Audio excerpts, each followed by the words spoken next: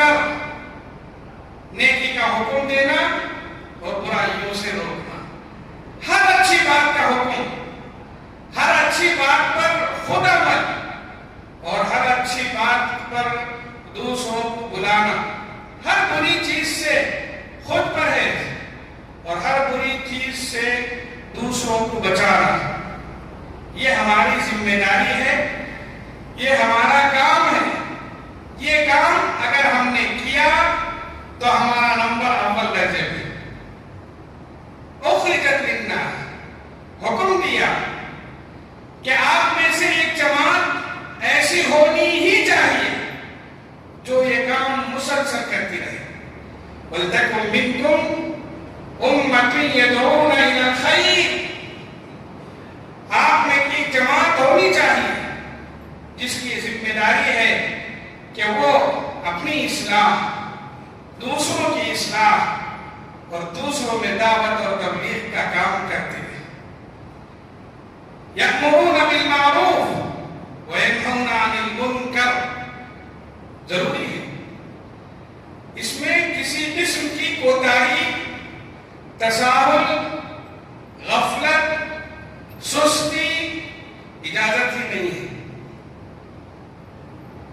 ہمیں وقت ملے گا تو کریں گے، وقت نہیں ملا نہیں کریں گے، مصروفیات کا بہانہ، گھریلو ذمہ داریوں کا بہانہ، دیگر دینی امور کی ذمہ داریوں کا حوالہ، آپ کو یہ کام کرنا ہی کرنا ہے۔ کیوں؟ انبیاء کی بعثت کا مقصد یہی، اور انبیاء کو اسی لیے بھیجا گیا، ان سے کہا کہ اگر آپ نے یہ کام نہیں کیا تو آپ کی ذمہ داری ادا نہیں ہوگی۔ بنی اسرائیل، اہل کتاب کو اللہ تعالیٰ نے اونچا مقام دیا تھا، وہ اللہ کے مقرب تھے، اللہ کی نعمتوں سے وہ سرفراز تھے، مشرف تھے۔ اللہ نے کہا کہ اس مقام کو برقرار رکھنے کے لیے دعوت اور تبلیغ کا کام، اصلاح امت کا کام، اصلاح ذات کا کام ضروری ہے، یہ کرنا پڑے گا۔ اس امت نے اسے ہلکے ہاتھوں لیا، اس میں انہوں نے بہانے بنائے، اس میں انہوں نے سستی کی، اس میں انہوں نے کاہلی کی۔ اللہ نے کہا تم کو اول درجہ دینے کا مطلب ہی نہیں ہے۔ لعن الذین کفروا من بنی اسرائیل علی لسان داؤد وعیسی ابن مریم ذلک بما عصوا وکانوا یعتدون۔ لعنت ہوئی ان پر اللہ کی، لعنت کی وجہ قرآن نے بیان کی۔ کیا بیان کی؟ کانوا لا یتناہون عن منکر فعلوہ، برائی کرتے ہوئے دیکھ کر یہ برائی سے روکتے نہیں تھے، غلط کام کرتے ہوئے دیکھ کر خاموش رہتے تھے۔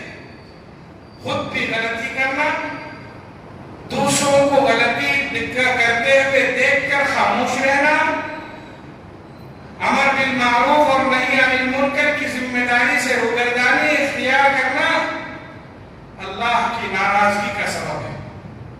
اس لیے قرآن کی آیتیں، احادیث نبویہ، انبیاء کی سیرت اور خود جناب محمد رسول اللہ صلی اللہ علیہ وسلم کی سیرت طیبہ ہمیں اس بات کی تاکید کرتی ہے کہ دعوت، تبلیغ، اصلاح امت اور اصلاح ذات کا کام ہمارے اوپر ضروری ہے۔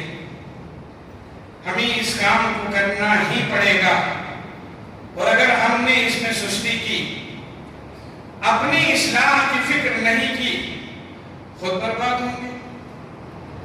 دوسروں کی اصلاح کی فکر نہیں کی، پکڑے جائیں گے۔ اس دین کو نے اپنا کر جو دائرے اسلام سے دور ہیں ان تک پہنچانے کی کوشش نہیں کی، پکڑے جائیں گے۔ یہ ہماری ذمہ داری ہے۔ اس کام کو ادا کرنے کے لیے تن من دھن کی بازی لگانے کی ضرورت ہے، انتھک اور مسلسل محنت کی ضرورت ہے۔ دعوت اور تبلیغ کا کام ایک مرتبہ کرنے کے بعد ٹک مارنے کا نہیں ہے کہ ہم نے نشان لگا دیا، یہ کام میں نے کر دیا۔ نہیں، یہ کام اب بھی کرنا ہے، تھوڑی دیر کے بعد بھی کرنا ہے، شام کو بھی کرنا ہے، کل بھی کرنا ہے، اور آنے والے ہر ضرورت والے لمحے پر کرنا ہے۔ ہم نے کرنے کے بعد کہ میں نے اسے سمجھا دیا، میں نے اسے بتا دیا، ہاں بتانے تک کی ذمہ داری ہے، صرف ایک مرتبہ نہیں۔ بعض لوگ کہتے بتا دیا نا بس بس بس، نہیں، بتانے کے بعد بار بار بتانا یہ حکم ہے اور یہ سنت ہے۔ حضرت نوح علیہ السلام کتنے سال رہے؟ 950 سال۔ وَلَقَدْ أَرْسَلْنَا نُوحًا إِلَىٰ قَوْمِهِ فَلَبِثَ فِيهِمْ أَلْفَ سَنَةٍ إِلَّا 50 عَامًا۔ کیا 950 سال میں جو ایک مرتبہ ملا اسے بلایا اور خاموش رہ گئے؟ نہیں، قرآن نے کہا میں نے ہر طریقے سے ان کو بلایا۔ وَإِنِّي كُلَّمَا دَعَوْتُهُمْ، سورہ نوح پڑھ کر دیکھیے، اس میں کہا میں نے ان کو سمجھا کر بلایا، ان کو ڈرا کر بلایا، تنہائی میں بلایا، انفرادی طور پر سمجھایا، آہستہ سمجھایا، زور سے بلایا، ہر طریقے سے میں نے ان کو ہر ممکن کوشش کی۔ ایک مرتبہ نہیں، بار بار، دن کے اجالے میں، رات کے اندھیرے میں، موسم خزاں میں، موسم بہار میں، ہر طریقے سے حضرت نوح علیہ السلام بلاتے رہے۔ مگر کیا کہتے تھے؟ جعلوا اصابعهم في آذانهم، کان میں انگلی ٹھوس لیتے تھے، چلے جاتے تھے۔ مگر کان میں انگلی ٹھوس لیتے تھے، چلے جاتے تھے، اس لیے دوبارہ ملنے پر نہیں بلاتے تھے؟ نہیں، پھر بلاتے تھے۔ اتنا بلاتے تھے، نوح علیہ السلام جب بلانے جاتے لوگ کہتے پاگل تو نہیں ہو، مجنون تو نہیں ہو، ارے ایک مرتبہ کہا نا ہم تمہاری بات نہیں مانیں گے، پھر کیوں ہمارے پیچھے پڑے ہوئے ہو؟ حضرت نوح کہتے ہیں نہیں، میں اللہ کا رسول ہوں، مجھے اسی کام کے لیے بھیجا گیا ہے، تم ناراض ہوتے ہو جاؤ، مگر میں اپنی ذمہ داری سے روگردانی اختیار نہیں کر سکتا۔ اور یہ کام ہر نبی نے کیا، اور یہ کام ہر نبی نے ایسے ہی کیا۔ یہ کام مسلسل کرنے کا ہے، ایک دن کرنے کے بعد حاضری لگانے کا نہیں ہے کہ میں نے کر دیا۔ حضور صلی اللہ علیہ وسلم نبوت کے بعد مکے میں کتنے سال رہے؟